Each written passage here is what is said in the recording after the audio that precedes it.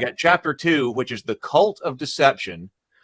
Yes. Chambers of Knowledge, Chamber Guardians, Beast as Ally, Aiding a Fragile Power and Broken Truth. So somebody was looking, here's our outline right here. So they can look, I'll bring this down, but that's where we're going here. All right, Cult of Deception. Okay. So at this point, the heroine has left the pure confinement. She's found some level of individuation, and she's navigating the labyrinth. She's answered this call to adventure. She's now exploring the labyrinth of her native culture. This tends to be the process.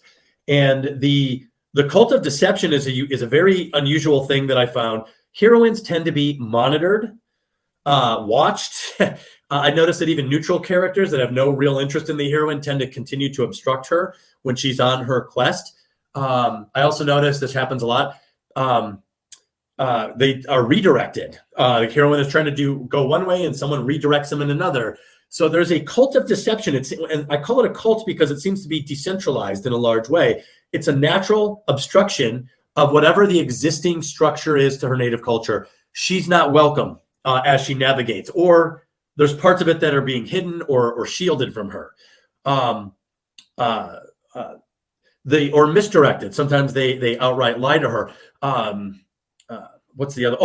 Sometimes a heroine will be hit on. Now, it might not sound like being hit on is a cult of deception, but the emergence of an ulterior motive in characters presents a level of deception. We don't know if the character is shooting straight with us anymore, and the heroine will have to the heroine's job at this point is to move the character back to neutral as they try to redirect her for, romantic interest or whatever.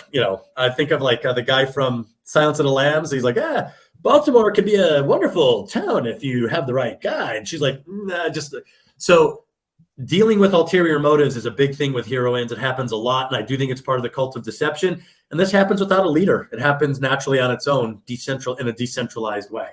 So that's the reality. The labyrinth is the structure. The cult of deception is the human side of that. This is how humans respond to the heroine in real time.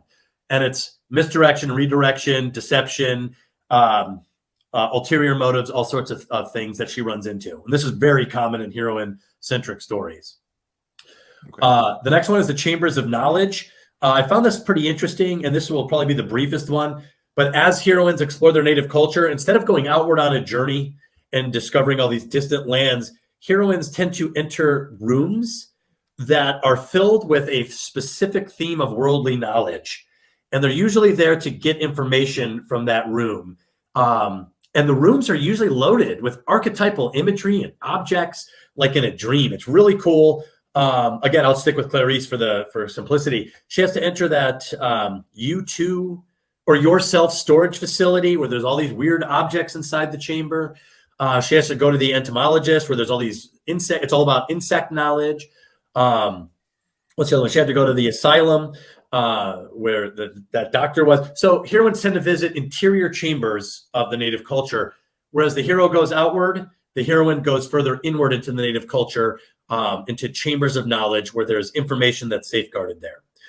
And then she's also not alone, which brings us to the next theme, which is the Chamber Guardians. Well, I just interject right there for just a second, because I think it's really interesting to notice things like that, because you might think that that's oddly specific. like that, okay, like a room with knowledge in it, that's something that needs to happen at some point in this story. But yet I've seen that in other the books that I've been reading on story structure and things like that, that like after like a certain part in the hero's journey, after Act 2, after the major ordeal, there's very often a scene around a campfire or that otherwise involves fire and light. Like as they reflect on their experience. It's very natural. It seems very natural to do that around a campfire or something like that. And so you do end up, even in when I'm reading those, like some strange things that, like, notice how often in all of these stories, the next scene after this major challenge or whatever involves reflection and fire. Whether sometimes it can be like a candle light at dinner, like the two people are deciding to have dinner and there's candles or something like that. But even so, that sounds like it could be like, wait, that's oddly specific. But yet sometimes these might be really deep archetypal things that do appear. Room of knowledge, reflection over fire. That's fascinating to me. Yeah, they are pretty deep, and on a different. Maybe we could talk further about it, but I was going to tell you the whats and then the whys maybe later. But okay. there We're gonna have to talk there more. are We're gonna some have to very talk more. what's that? I said we're gonna have to talk more. Yeah, there are some fascinating reasons for that specificity that you're talking about. But I will say that the chamber is almost never empty, and that leads us to the next one, which is the chamber guardian. Chamber guardians. And these are interesting because almost everyone who knows the hero's journey has heard of threshold guardians. Right. Threshold guardians block the hero's effort to exit the native culture.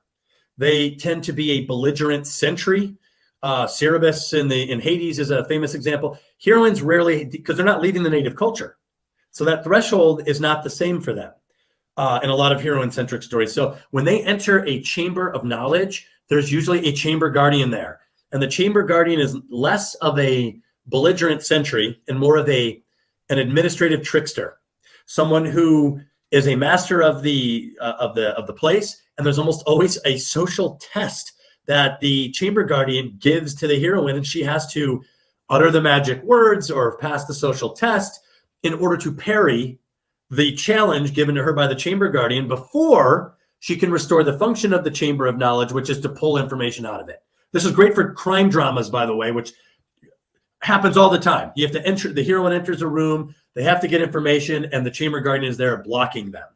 So the chamber guardian is a fascinating difference between the heroine's labyrinth and the hero's journey. They are often members of the home culture. So they're masters of the language and they know the administrative procedures. They're very tricky. I think of the Arabian jinn. You know, it says, what's your wish? And if you word it the wrong way, you get a cursed version of or twisted version of the wish. That's the danger of grappling with a chamber guardian. They might outwit you and you don't get what you ask for. So heroines deal with this a lot, the chamber guardian aspect, rather than a threshold guardian.